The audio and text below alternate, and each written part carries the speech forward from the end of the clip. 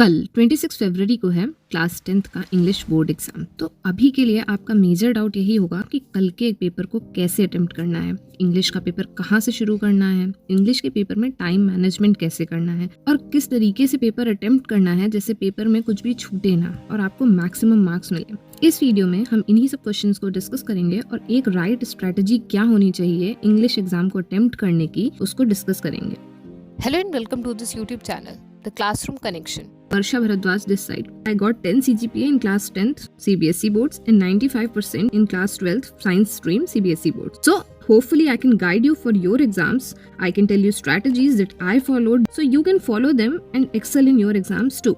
On that note, let's start this video. So basically आपका English का exam 3 sections में divided होगा, section A, section B और section C. तो सबसे पहले जो सेक्शन ए है वो रीडिंग स्किल्स का है, सेक्शन बी राइटिंग स्किल्स और ग्रामर का, सेक्शन सी है लैंग्वेज थ्रू लिटरेचर, मतलब जो आपने कोर्स पढ़ा है मैक्सिमम पूरे साल वो सेक्शन सी में है। ये टोटल 80 मार्क्स का एग्जाम है जिसमें आपको 3 घंटे का टाइम मिलेगा और 15 मिनट्स का टाइम पेपर रीडिंग के लिए। तो ऑलमोस्ट 10-15 पे आपको पेपर मिल जाएगा। तो ये जो 15 मिनट्स हैं ये इस एग्जाम के लिए गोल्डन टाइम है। तो रीडिंग के टाइम पर हमको सेक्शन ए से स्टार्टिंग नहीं करनी, सबसे पहले सेक्शन सी को पढ़ना है। इसका प्लस पॉइंट ये है कि वो चैप्टर्स आपने ऑलरेडी पढ़ रखे हैं, जो मैटर आपको आता है उसके बेसिस पे आप ये जज कर सकते हैं कौन से क्वेश्चंस आपको अटेम्प्ट करने हैं। काफी क्वेश्चंस में चॉइस होती है कि ए ये पार्ट करना है या दूसरा पार्ट, तो उसमें ए या बी में से डिसाइड करना वहीं पे ईजी हो जाएगा कि आपको जो ज्यादा अच्छे से आते हैं वही क्वेश्चन अटेम्प्ट करने हैं। फिर आते हैं रीडिंग के टाइम सेक्शन बी पर। सेक्शन बी में आपने राइटिंग स्किल्स में एक देख लिया कि लेटर है, नोटिस है या क्या क्या है, और उसके बेसिस पे अपने माइंड में एक स्ट्रेटजी बनाई कि ये कैसे अटेम्प्ट करना है। तो ग्रामर वाले क्वेश्चंस रीड करने हैं जिससे ग्रामर का एक आइडिया हो जाए। अगर टाइम बचता है तो सिर्फ सेक्शन ए की एक रीडिंग ले लेनी है, जो भी अनसीन पैसेज है उसकी सिर्फ एक रीडिंग लेनी है। सिंस सेक्शन ए अननोन है और बाकी की चीजें नोन है, तो ऐसा ना हो कि सेक्शन ए पढ़ने से आप आगे के सेक्शंस के लिए कंफ्यूज हो जाए और जो आंसर्स आते हैं उनको लिखने के लिए टाइम ही ना बचे। तो ये अवॉइड करना है। इसलिए सेक्शन ए को बहुत ऊपर से ही बस एक रीडिंग करनी है, जेन्युइन रीडिंग, थोड़ा बहुत समझ में आ जाता है तो ठीक है, उसको वहीं छोड़ देना है। तो पेपर रीडिंग का हमने एक पैटर्न सेट कर लिया। सबसे पहले सेक्शन सी, फिर सेक्शन बी, सेक्शन बी में पहले राइटिंग पार्ट, फिर ग्रामर पार्ट और फिर सेक्शन ए। तो ऐसे पढ़ने से हमको एंड तक की पूरे एग्जाम में कोई भी हेडेक नहीं रहेगा और एक ईजी फ्लो मेंटेन रहेगा। 15 मिनट पूरे होने के बाद आते हैं मेन 3 घंटे जिनमें हमको पेपर अटेम्प्ट करना है जब राइटिंग स्टार्ट होगी। तो सबसे पहले हमको अटेम्प्ट करना है सेक्शन बी। क्यों?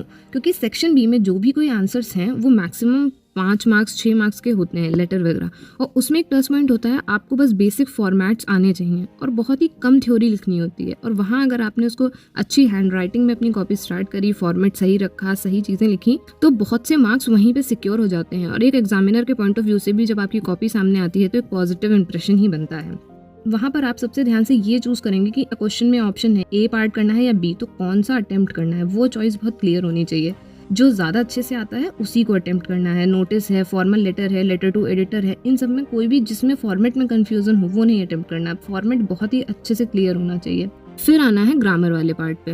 अब ग्रामर अभी तक आपने अच्छे से पढ़ ही रखी होगी और ग्रामर बहुत बेसिक ही आने वाली है, लेकिन अगर वहाँ एग्जाम टाइम में कोई भी क्वेश्चन फंसता है तो उसका एक जेन्युइन तरीका ये होता है सॉल्व करने का कि जो भी आपको फिल इन द ब्लैंक्स आ रहा है, एरर करेक्शन आ रहा है, कुछ ऐसा है, तो उसमें आपको जो वर्ड सही लग रहा है या जो ऑप्शन है उनको रख कर देखिए। अगर सेंटेंस का कोई मीनिंग बन रहा है किसी एक पर्टिकुलर वर्ड या ऑप्शन को रखने से, तो वही करेक्ट आंसर है। तो ये एक जनरल तरीका होता है, पर बेसिकली इतनी सिंपल ही ग्रामर आएगी कि आप उसको इजिली अटेम्प्ट कर लें। जब सेक्शन बी कंप्लीट हो जाएगा तो थोड़ा कॉन्फिडेंस भी आएगा कि कुछ ही टाइम में, मतलब ऑलमोस्ट 40-50 मिनट्स में आपका ये सेक्शन कंप्लीट हो जाएगा। फिर आना है सेक्शन सी पे। अब ये हमारे लिए सबसे इंपॉर्टेंट है क्योंकि ये 40 मार्क्स का है। सेक्शन बी 20 मार्क्स का था, 10 ग्रामर 10 राइटिंग स्किल्स। अब सेक्शन सी है 40 मार्क्स का, तो यहाँ पे मार्क्स ज़्यादा हैं, तो इसके लिए हमको टाइम भी 1 घंटे से ज़्यादा ही रखना है। इस सेक्शन में मैक्सिमम चीज़ें हमारी देखी हुई होंगी ऑलरेडी, चैप्टर्स होंगी, पोएम्स होंगी जो हमने पढ़ रखी हैं। तो ये सेक्शन ऐसा है जिसमें आपको मार्क्स स्कोर करने हैं। तो यहाँ पे आपको सबसे पहले अटेम्प्ट करने हैं लॉन्ग आंसर्स। क्यों?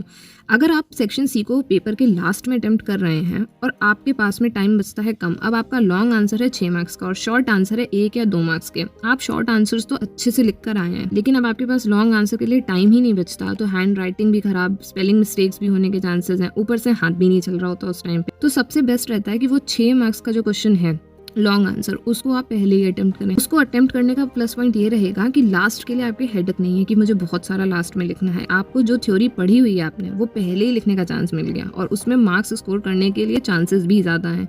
तो पहले आपने वो 6 मार्क्स के क्वेश्चन अटेम्प्ट करने हैं, उसके बाद में आना है शॉर्ट आंसर्स पे, उनको करना है। और जो भी चीजें नहीं आती या कुछ आंसर्स नहीं आ रहे, कोई मेन कैरेक्टर का नाम नहीं याद आ रहा, पोएटिक डिवाइस नहीं याद आ रही, कुछ भी हो सकता है, उस पॉइंट पे थोड़ी सी जगह छोड़ देनी है उस आंसर के लिए। यहाँ तक आपका सेक्शन सी भी हो जाएगा।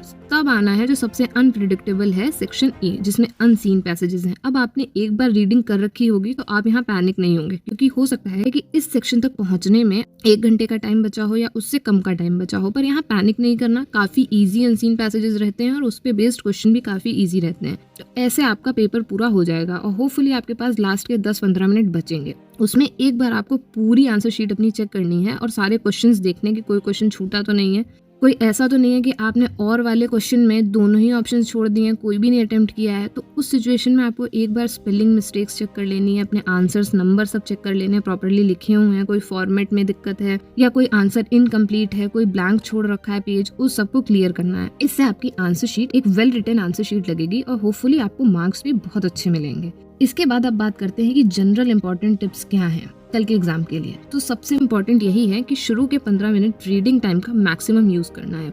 हो सकता है कि आपकी पेपर अटेम्प्टिंग स्ट्रैटेजी कुछ और हो और मेरी बताई हुई स्ट्रैटेजी कुछ और, तो पहले तो लास्ट मोमेंट पे उससे चेंज नहीं करना। आपने जिस हिसाब से आपको पेपर इजी लगता है उसी हिसाब से पेपर को अटेम्प्ट करना है। आपके हिसाब से कोई और पैटर्न अच्छा हो सकता है, उसी को फॉलो करें, लेकिन जो स्टार्टिंग के 15 मिनट्स हैं उसमें आपको एक जेन्युइन रीडिंग लेनी है पूरी ही पेपर, जिससे आपको एंड में कोई भी सेक्शन बचे, कोई भी क्वेश्चन बचे, वहां पे पैनिक की सिचुएशन ना क्रिएट हो, ऐसा ना लगे कि पेपर छूट जाएगा। तो उसके लिए ये 15 मिनट इंपॉर्टेंट है। उसके बाद में एक इंपॉर्टेंट पॉइंट ये है कि जिस आंसर के लिए जितने मार्क्स अलॉटेड हैं उसी हिसाब से आंसर लिखना है। कई सारे टॉपर स्टूडेंट्स या बहुत ज्यादा पढ़ने वाले स्टूडेंट्स ये गलती अक्सर करते हैं कि अगर आपके पास एक क्वेश्चन आता है जो 2 मार्क्स का है और आपने उसको पहले लिखा, तो आप 2 मार्क्स के लिए 1 पेज लिख रहे हैं, जबकि मिलने उसमें 2 ही मार्क्स हैं, और एक क्वेश्चन बच रहा है लास्ट में जो 10 मार्क्स का है, 6 मार्क्स का है, 5 मार्क्स का है, लेकिन उसके लिए टाइम ही नहीं बचता। फिर कम टाइम में भले ही कितना भी आता हो आप उसको कंप्लीट नहीं कर पाते और उसमें आपको मार्क्स मिलते हैं कम। तो राइट स्ट्रैटेजी यही है कि पहले आपने लॉन्ग आंसर अटेम्प्ट किया, जितना आता है उसको अच्छे से लिखा, जिसमें आपको प्रॉपर्ली 5 मार्क्स का है तो 5, 10 का है तो 10, वो मार्क्स पूरे मिले। फिर आपको छोटे आंसर को कम वर्ड्स में ही समराइज करना है, जिससे आपको उसमें भी पूरे मार्क्स मिल जाएं। तो इस बेसिस पे मैक्सिमम मार्क्स मिलने के चांसेस रहते हैं। और तीसरी बहुत इंपॉर्टेंट पॉइंट जो एग्जाम में कल ध्यान रखनी है, पेशेंस। पेशेंस सबसे ज्यादा इंपॉर्टेंट है। जितनी ज्यादा पेशेंस होगी उतने ज्यादा गलतियों के चांस कम होंगे। अगर पेशेंस नहीं है, पैनिक करेंगे, स्ट्रेस लेंगे, तो जो आता है वो भी गलत होने के चांसेस हैं। आई होप इन सब टिप्स को फॉलो करने के बाद कल का एग्जाम आपका बहुत ही अच्छा एग्जाम होगा।